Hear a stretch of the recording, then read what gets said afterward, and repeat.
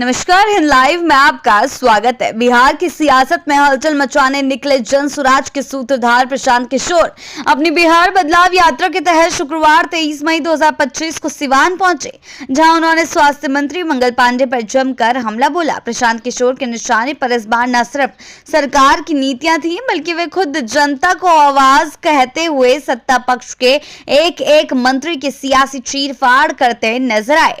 प्रशांत किशोर ने पत्रकारों से बातचीत में मंगल पांडे को बड़बोला बताते हुए कहा कि उनकी कार्यशैली का सबसे बड़ा उदाहरण एनएमसीएच की वे शर्मनाक घटना है, जहां चूहों ने एक मरीज के पैर की उंगलियां कुतर दी। उन्होंने इस घटना को प्रदेश की स्वास्थ्य व्यवस्था की नाकामी का प्रतीक बताया और कहा कि जो मंत्री इस तरह की व्यवस्था संभाल नहीं सकते, उन्हें बयान देने का भी कोई हक नहीं है।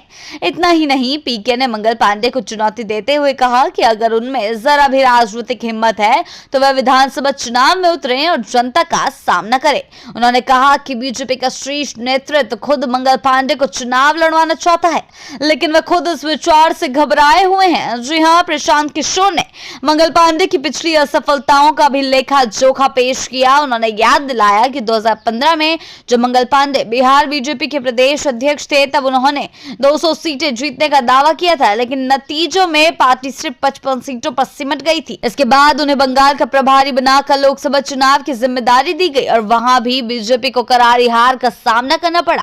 पीके ने मंगल पांडे को नॉमिनेशन वाला नेता करार देते हुए कहा कि वे केवल संगठन के सहारे नामांकित होकर पद पाते हैं, जो आदेश से नहीं। साथ ही उन्होंने दावा किया कि मंगल पांडे जैसे लोग भ्रष्टाचार में लिप्त हैं और ऐसे लोगों को जनसुराज या प्रशांत किशोर पर टिप्पणी करने का कोई नैतिक अधिकार नहीं है।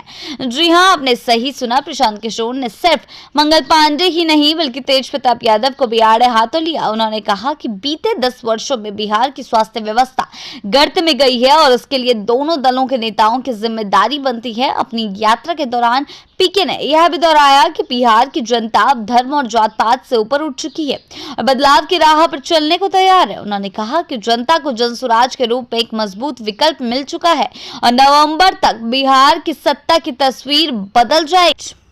जी हां, बिहार में चुनावी बिगुल जो है अभी पूरी तरह से नहीं बजा है, लेकिन प्रशांत किशोर की ये यात्रा साफ संकेत देती है कि सियासी जमीन तैयार हो रही है और अब देखना ही होगा कि पीके के इस बदलाव यात्रा का असर कितनी दूर तक होता है और क्या उनकी चुनौती मंगल पांडे जैसे स्थापित नेताओं को वाकई चुनावी मैदान में उतरने पर मजबूर कर पाएगी। देखना यह होगा कि पीके की इस बयानबाजी और पीके ने जो शब्द मंगल पांडे के लिए प्रयोग किए हैं और जिस तरीके से पीके ने मंगल पांडे को आड़े हाथों लिया है, देखना यह होगा कि मंगल पांडे इसका जवाब किस अंदाज में देते हैं। आगे की अपडेट्स के लिए जुड़े रहें लाइव के साथ ही चैनल को सब्सक्राइब करना ना भूलें और हमारी फेसबुक और वेबसाइट के साथ भी जरूर